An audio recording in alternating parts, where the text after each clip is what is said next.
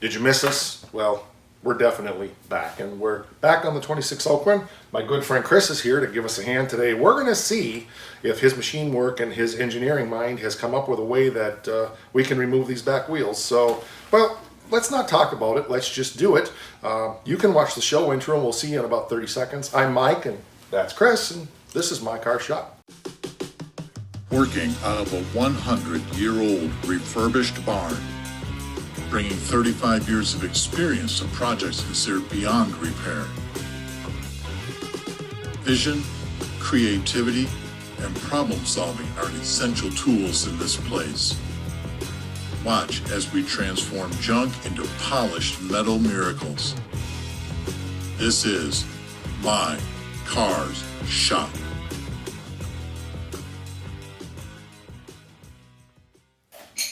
So when I saw it on an episode a little while ago, I got thinking to myself, Speak up just a little bit. this is exactly what we use at our shop. We have pullers like this laying all around. And I got looking, and the only thing I could find that would match is a 2 3/4 16 thread.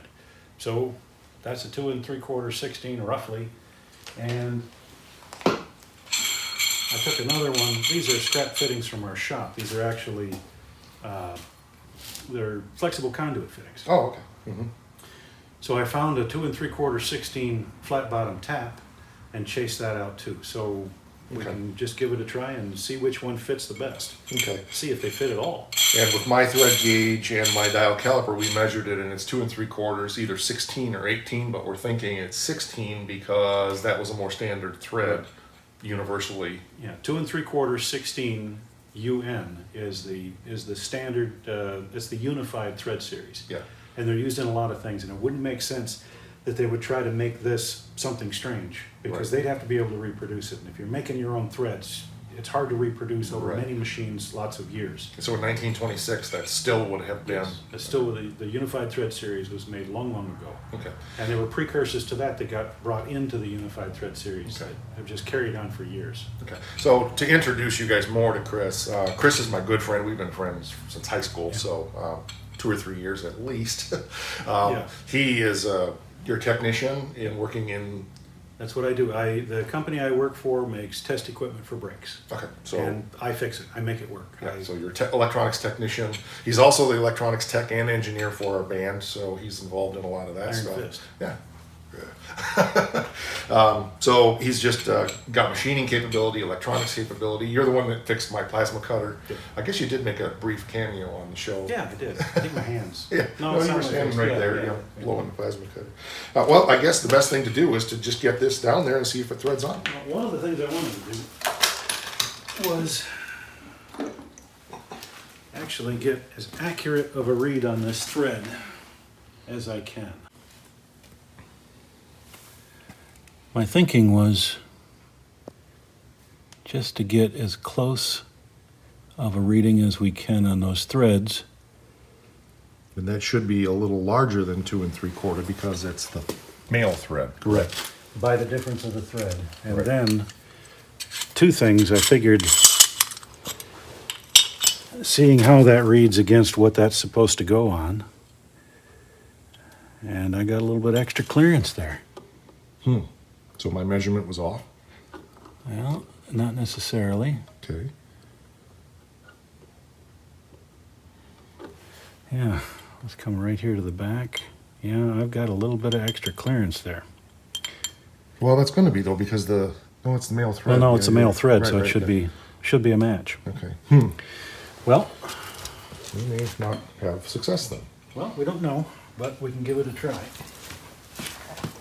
That's why I brought along the extra nuts, because there's some other tricks that I've seen with this. This is the one that's actually threaded to 2 3/4 16. Okay. It does act like it wants to thread on there. I'm feeling it.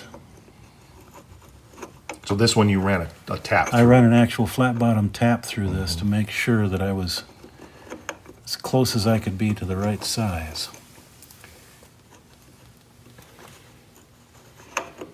We had a guy that worked at our shop years ago that, let's try the other one.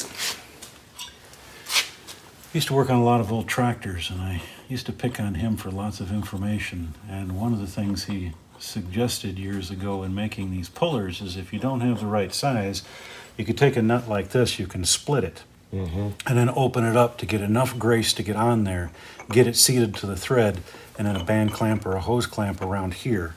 That will bite into 95 or better percent of your thread, and then your puller can work out here. So, yes, and just so for information, the tool, the $300+ tool, is actually what it does. It's split, and I think there's a bolt and a nut, and you tighten it.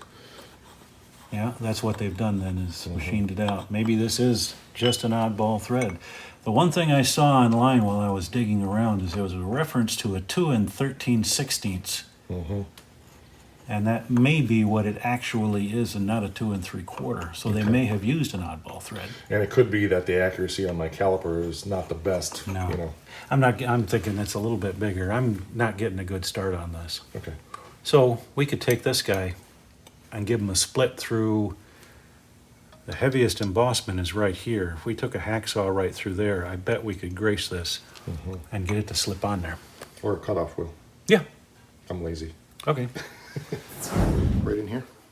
That's what I'm figuring is right through the heaviest part of that boss. Yeah, that makes sense then. Yeah.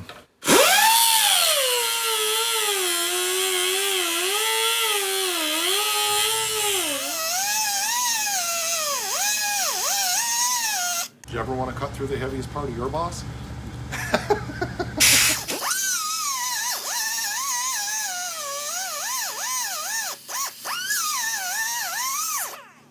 Okay, so the question is, I think we can do this twice, once to test it and once to set it.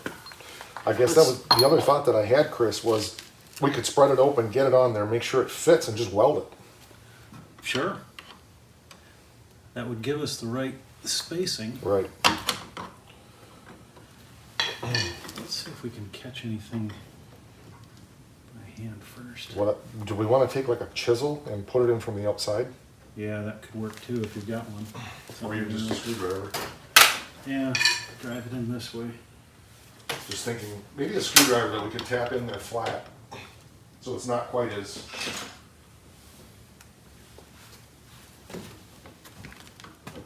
Oh, you got it. Okay. We can actually grace this quite a bit.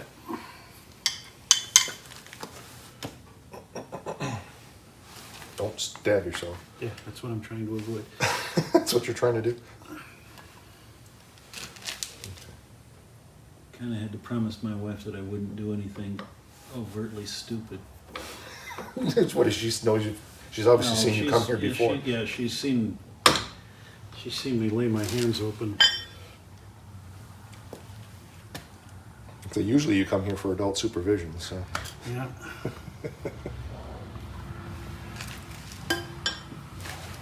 Work. I suppose the other option is just spread it open so it goes over there and then clamp it down with a clamp. I might even try that. Because I can't get a good enough purchase. Well, there's a punch right here, which is right here. You go. Put her down on the floor. And, the wooden handle's right here.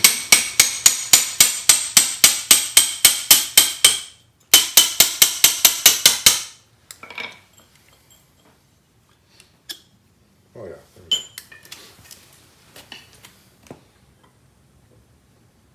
go. Way too much. That's perfect. Maybe even need to go further. Really? Yeah, I suppose on that big of a diameter, the thread pitch is going to be pretty much the same. It's just the diameter of the. That's what we're hoping for, is that it is. I suppose the other thing we're dealing with is that we're making that oblong. It may not. Well, you look like you started to thread.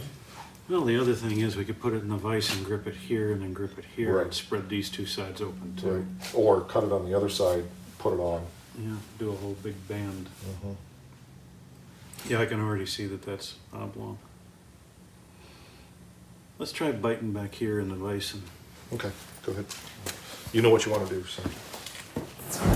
trying to keep it in there far enough I don't tear up the threads. Right. Yeah. Oh, I like that vise stand. It's actually a grinder stand from Harbor Freight. Get one of them for the house. I bought that for the bead roller, and I've just ended up using it for tons of other stuff. It's handy. I'm constantly chasing my vise around and then clamping it down and then can't use it. I was thinking about putting casters on it, but then I realized that would be kind of anticlimactic. I'd be chasing it around the shop every time I go to use it. Yeah. Yeah, you could probably roller skate on it too. Right. Big enough casters. Yeah, a little bit more and I think it'll go.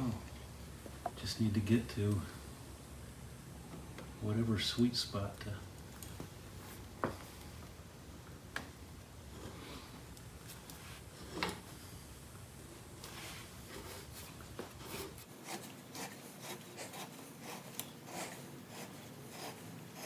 It's going turny my hand, so That's good. I think it's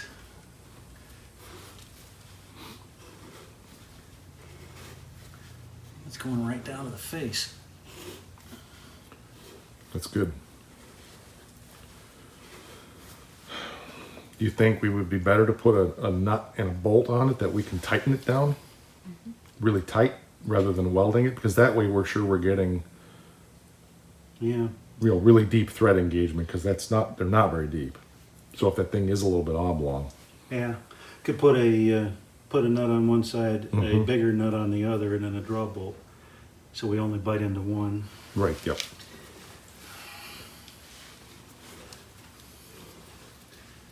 And the other thing is, let's back it off and see if we left any witness marks on that thread. Right, 'Cause we've got to have pretty good engagement there. I would think so. Is the tool going to be too big around, or the puller itself? No, I don't think so. I got a 1/16 of an inch all the way around, and you can really see the oblong in that. How it's still circular here and opened up here. Okay.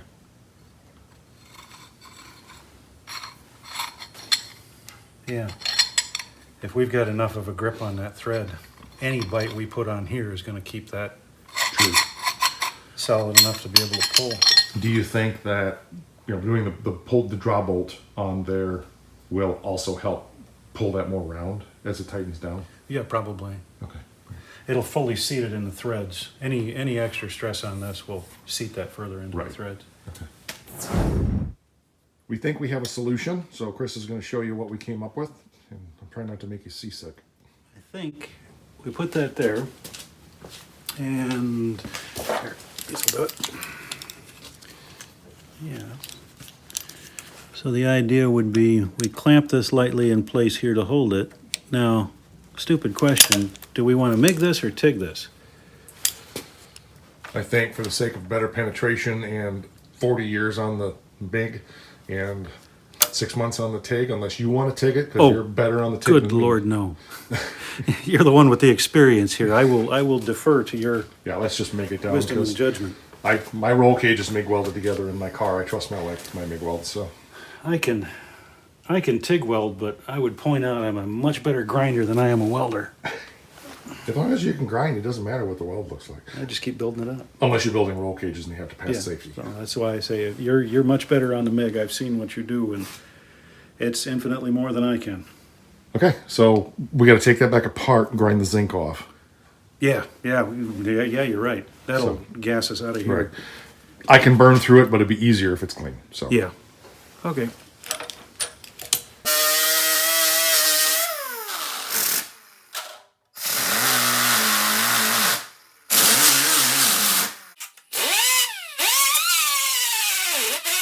I think I'm gonna favor down towards the threads because that's where we want our draw at. So, I know it's not going to have a ton of pressure on it, but yeah, I'll just come in That's in and place. Yeah. I'll just come in and run a bead here, tack it on both sides, and then we can take that out. And I've got plenty of room to run a bead down there and on that. So, okay, very good. Fire in a hole. Yep. You want another roller gun with you? You got one?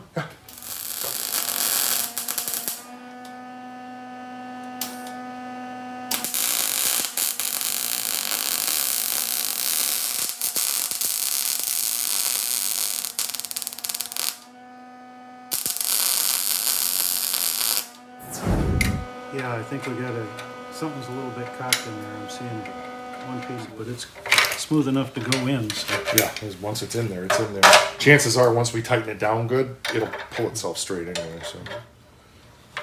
Sure just got you a socket.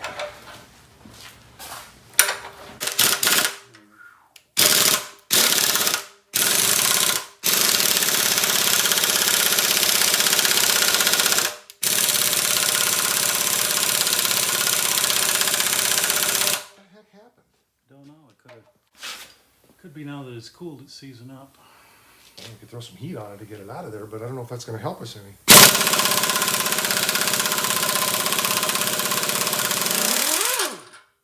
Yeah, it took the threads out. There's another tap in the nut, but Yeah. I don't know what happened. I mean, that doesn't make any sense. It could be it twisted as it was cooling and bit down on those threads. I suppose it's possible. It kind of looks like that, doesn't it? I've seen welding move Yeah. quite a bit of stuff. So what happened was the bolt was in the nut, and the heat of the weld must have caused the threads to gall a little bit. So we found a different bolt. We ran a tap through the nut. I went and re-welded everything. We chased all the threads again, and we should be good to go. Chris just ran a die over the new bolt that we found, but that would be the wrong way. I know, I'm just Oh. checking the thread. Still a little bit of a bite in there, but we do thread in. We start nice and easy, Right. so, Okay. Maybe we can put some more of that PV on there too. yeah.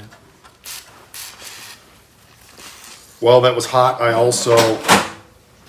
hit that with oil to kind of oil harden it just a little bit. So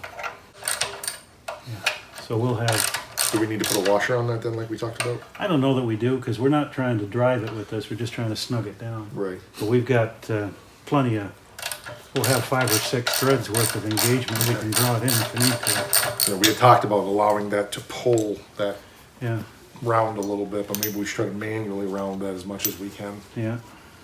So I was using the vice grips to squeeze that open so we can get it on there.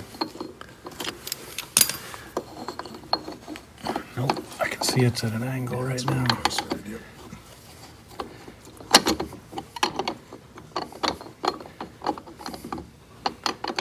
I may need to just drive that open even further. Because it'll hold itself. It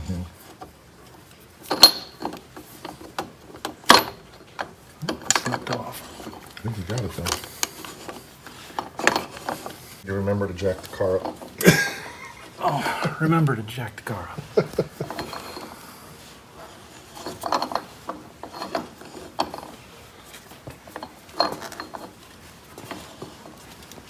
One thing in my hand would probably work better. You want a big pair of channel locks? I don't want to feel anything. Okay.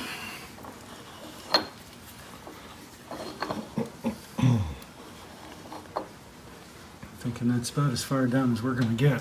Okay.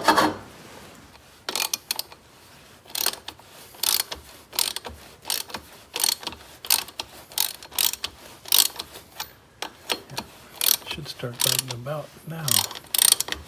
Yep. It's closing it up. Kind of like it was maybe meant to do that. So far my welds are holding and I shouldn't say that. Oh, that ain't moving. Is our bolt not going to be long enough? No. I was guessing off your picture, and my guess wasn't good enough. There. Now, got a pair of wrenches to lock that down. Yep.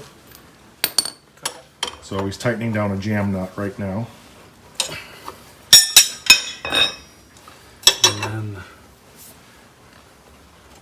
Okay, so we need to jack now I the need car to up. jack the car up. Are you gonna be good driving or putting force against this drivetrain? Or do we want to try and lock that in place?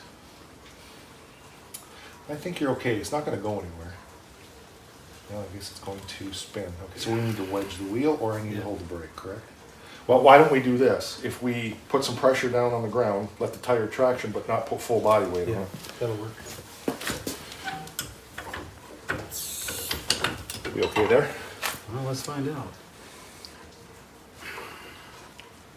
My nuts are slipping.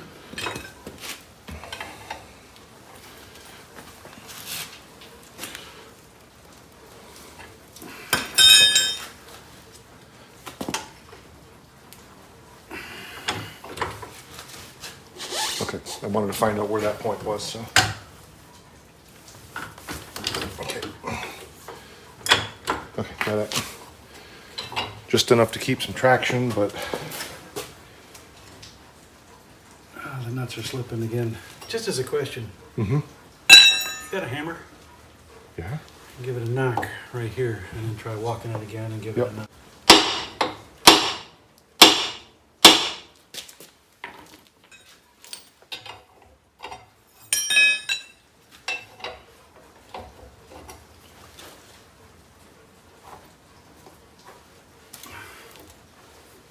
There she did There it. she goes.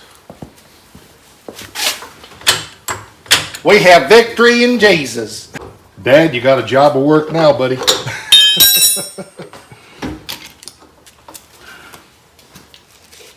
There we go. There's one.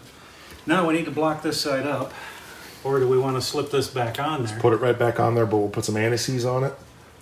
Because I want to move this car tomorrow, as long as it's not raining, I want to put it outside. So. Okay, well, that's the other thing we should probably do is take a minute. Oh, no wonder. That's a taper. Oh, okay, good. That's why. Okay, so Just like the old tractors. right. So when I talked to Wayne, Wayne is the you've heard me talk about Wayne. He's Yeah. the expert Oakland guy in the world, as far as I'm concerned. And he's had these seized on there so bad that it took 100 tons of pressure to get them out. Yep. And he drove in the press when it popped. It blew the axle out of the rim or out of the wheel 6 inches into the concrete under the press. Okay, sharing war stories. Years ago, my neighbor had the axles out of an old Oliver. And the axles are worth some money, but if the hub's on them, they're only worth scrap price. Right. So I borrowed a big puller from our shop, big 30-ton puller. Set it all up, jacked it all up, took it up, took it up, took it up. I'm topped out at 30 tons, and it will not move. And the farmer from next door was watching me and said, I'll be right back. He went and got a 24-pound sledgehammer, and all he did was just tink like a golf tap. And the axle, we were in the back of a semi-trailer. The axle went down half the length of the trailer and ended up 15 feet out on the dirt. Yeah. And I guess, according to the farmer, the trick is you don't need that much force to remove these tapers. So you load them up and then knock them, and they'll pop. And I think that's exactly what happened here. Well, and this car's been stored inside all 75 years and wasn't out much. You know, I mean, it was driven, but Wow, that's still, that grease is still good. oh yeah, And it was, you can see it was dry right out here. yeah. But what happened, I think, with the one he had was that it set out and that it rusted on there. Yeah. You know, so this car had never set out. We want to put something on there to, Yeah, I'll get some anti-seize. I've got some over here. I'll wipe off what was there. So to tell war stories, John, the guy that I bought my 31 Ford from, I also bought a bunch of tools from because he was getting older and his health wasn't real good. So I cherry picked his shop, and he sold me whatever I wanted, which was where a lot of my body hammers and dollies and stuff came from. The tap and die set you were using came from him. Some of my grinders and stuff. But anyway, this anti-seize is from John. It's probably from the 1950s. And it's still good. It looks like crap, but it's still good. So A little bit of light oil in there will freshen that back up. yep. This is the good copper stuff. It's not the silver stuff. I don't care for the silver stuff because it seems like it gets all over everything. I think the silver is stainless steel and it's meant for actual stainless steel. Okay. You would know that better than me. Well, I go by the machinists at our shop. We've got a bunch of guys there that are just, one guy's been working for the shop for 50 years. Yeah. He walked by behind the shop one day. The old man said, "You want a job?" He said, "Sure," and he's been working there ever since. Wow. Yeah. He's been at the shop for 50 years, and he's the guy, whenever I've got a question, I'll go talk to him. His name is Jim, great guy. Yeah. Ever want to know anything, he's the guy that asks. That's awesome. The nut and stuff for this is on the car on the fender, on the, so that we can throw that back on, because now we have to be concerned about these falling off. Yeah. Now, I'm also getting why Wayne said to put the nuts back on when the car's driving and drive around, because with the taper, Yeah, I wondered if they were it'll- tapered, but I it'll didn't work on know. the taper. And quite frankly, I didn't take time to look in the service manual that I have, so. Yeah, I'm not worried about putting the locking mechanisms and all that back on there, but. So from the other side, sorry, gratuitous plug. Some of the thing I like about your show is that you can get ideas. You can really get ideas. Seeing the way you're doing something usually gives me an idea of something that I'm working on. Ooh, that's a way I could do that. I've had other people comment on that too, so thanks for that. I appreciate that. And I'll take the gratuitous plug because I have utmost respect for your abilities. So I think between the two of us, Chris, there's nothing we couldn't accomplish if we got our minds together on it. So we were talking that if the apocalypse ever happens, we want to just be together so that we can survive. Well, I've got you covered on almost every aspect of electronics, radio. Mechanical and metal is me, so Yeah, and we're both pretty good with wood. Steady. easy, careful.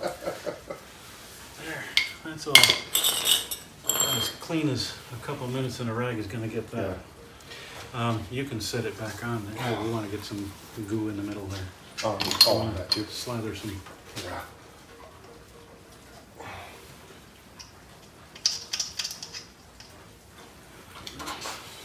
Go ahead. Use our key. Yeah, we're horizontal. Yeah, you're almost there. Go ahead. That's fine. Bring it right back the way it was. Some good.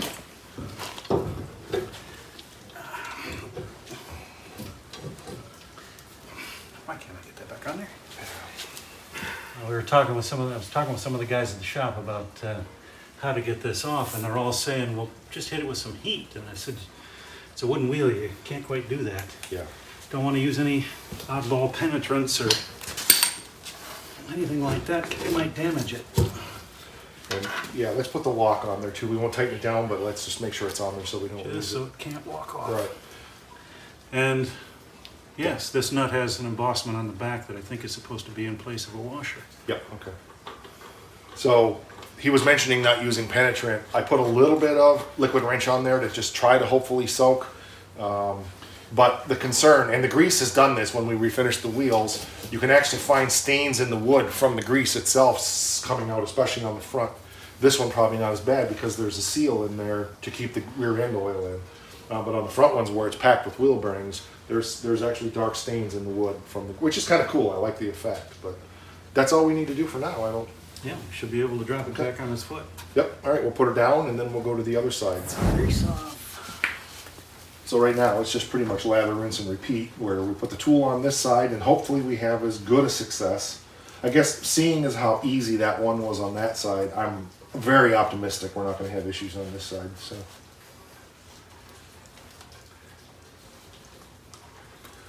That, which side of the car is rustier? Yeah, this is the side of the car that was against the outside wall of the garage. Okay. So this side was actually more protected, so it should be even less rust. Absolutely gorgeous car. Thank you for the opportunity of being able to work on a car like this. Anytime. I mean, this is history. Yeah, anytime.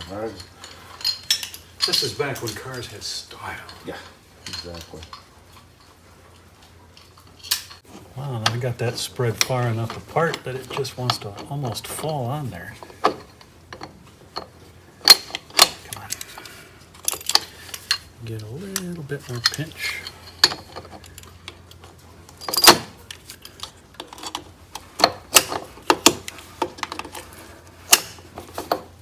If there was a big market for this tool, we could make them and sell them.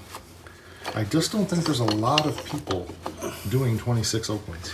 Well, I would imagine that it's whatever it is for this frame style.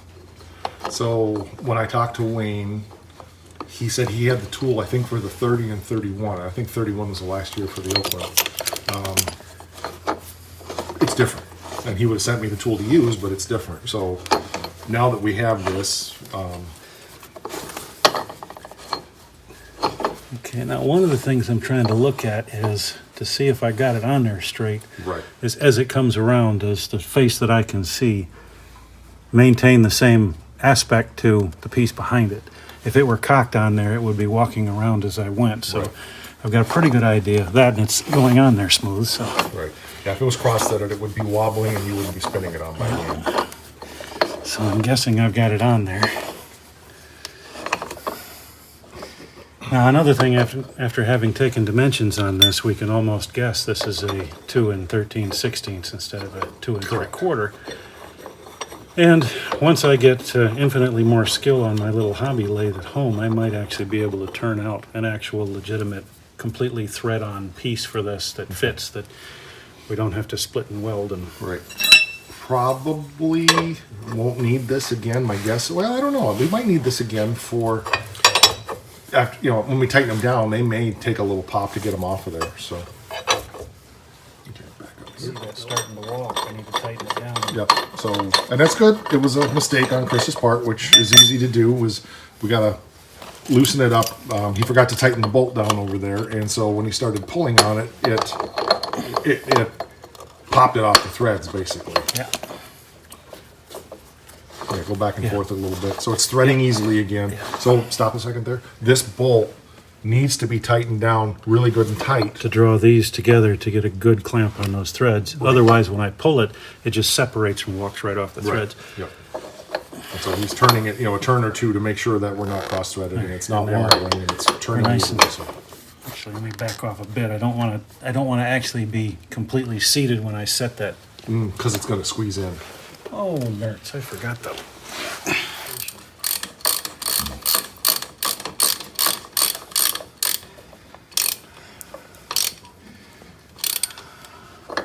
Now, one of the really great things about having the group of guys at our shop that we do is that there's guys that have done stuff like this before. There's guys that have done everything. I've had to go out into the field and do things that I had absolutely no idea. And I just had to call back to the shop and get them on the phone and say, what do I do here? And they'd ask me a couple questions and tell me which way to head. Well, I can honestly say that I spend enough time with you in a year, more than most other people, and you're that guy for a lot of people too, who gets the call, and you know, so you know, you've become that. Well, it's just dint of having to do it.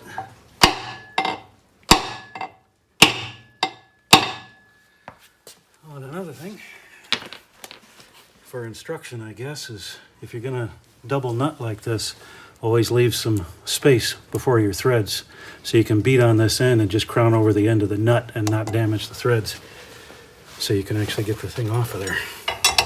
That's hard-won experience, that one is. Pop the thread. I saw the tool move.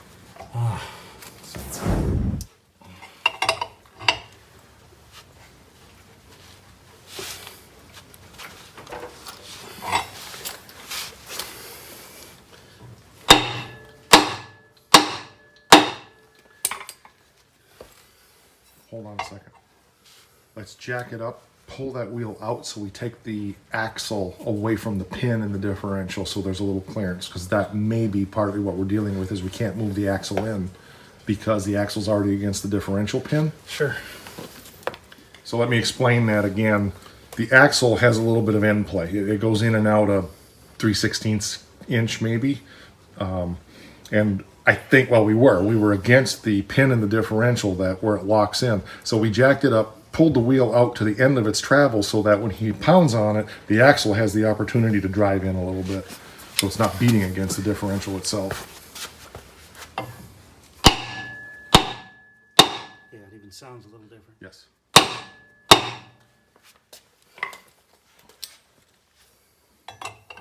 Split the nut. Let loose. Oh, it did come. It did? Oh, did the tool break? Yeah, the tool popped, didn't it? Ah. I don't think the wheel came loose, did it? Maybe it did. No, I think it was the tool.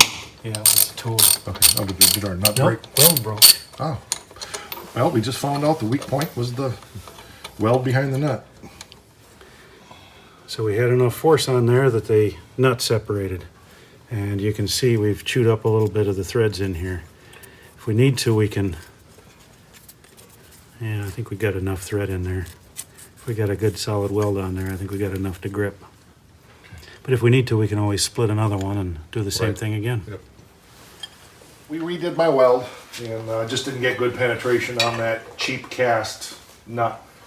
So hopefully, we made sure that the wheel is out again so we have room to tap, and I went and got a splitting maul so that we can just give that a... Nope, Oh, shoot. walking the thread off. We've damaged enough of that thread that it's not gonna Yeah. bite. But let's try some tension in the, Yeah, give her a tap, because all we gotta do is get that to move a fraction.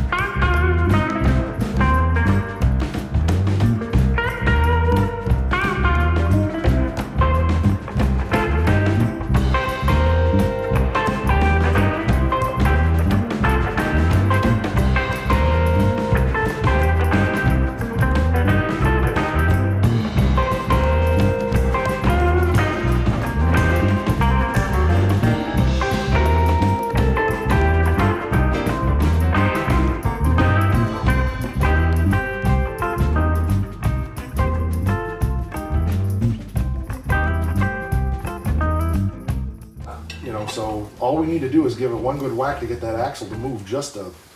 But every time you're turning it, I can see the nut coming out. So, okay, well, we've got another nut. yep, I guess that's what we're gonna have to do. We're on the second tool now that we made, because the first one, the thread's ripped out, so... I'd like to see if there's a way to open these sides up anymore. I don't think we're quite out of round enough to get started yet.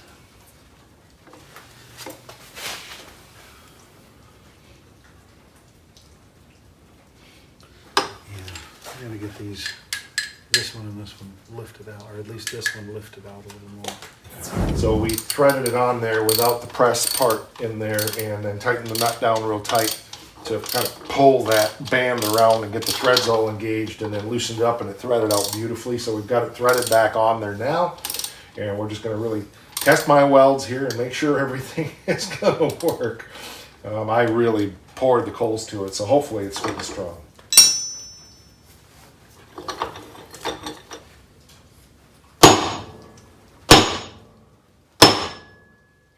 The nut did not move at all. So. Maybe with these nuts, we've only got one shot at it. Yeah, could be. Oop. Did you hear something pop in there? I didn't, but I did. my ears are kind of ringing.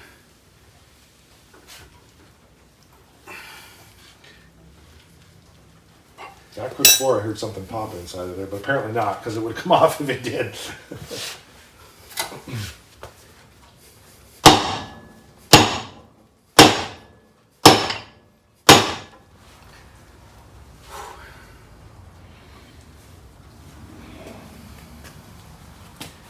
Want to try a cheater?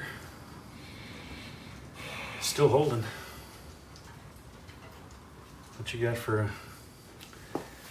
2 and probably at least a 2-inch pipe? You're bending your threaded rod, actually. Yeah. We went to a short bolt because we were bending the threaded rod, and we have about a less than a half an inch, so we only need to move it an eighth of an inch, and it'll come off, probably.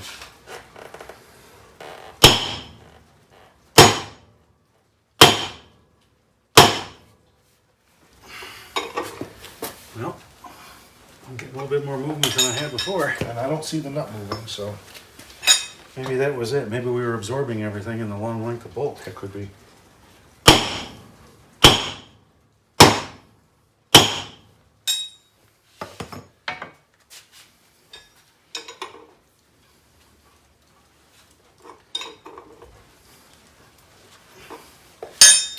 I don't think the nut's moving. I think we're okay.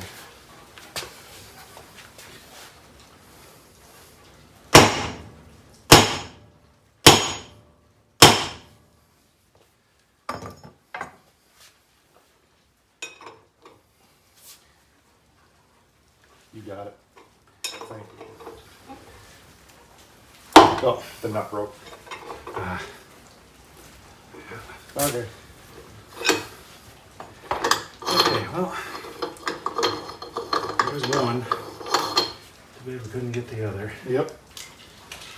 But your dad was going to work on the other ones, on the back wheels. I'll have to just pull the axle out. We'll see if we can get it out that way. It's definitely in there. Yeah. And I look forward to seeing what your dad's going to do with those. Let's go look at the front ones.